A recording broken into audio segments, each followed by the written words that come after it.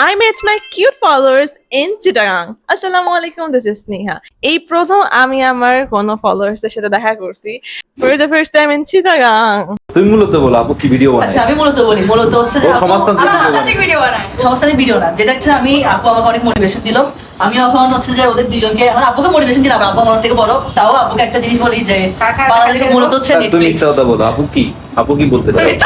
মিথ্যা কথা বলি I was nervous and excited at the same time. You can see that on my face, and I was really happy.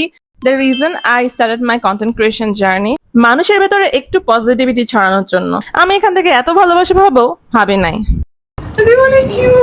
কে দিছে দেখি সানিয়া ও এটা দেখা চলে বলে আমি নিজের উপর নিজে তানিয়া আমার জন্য রাত জেগে এটা বানিয়েছে।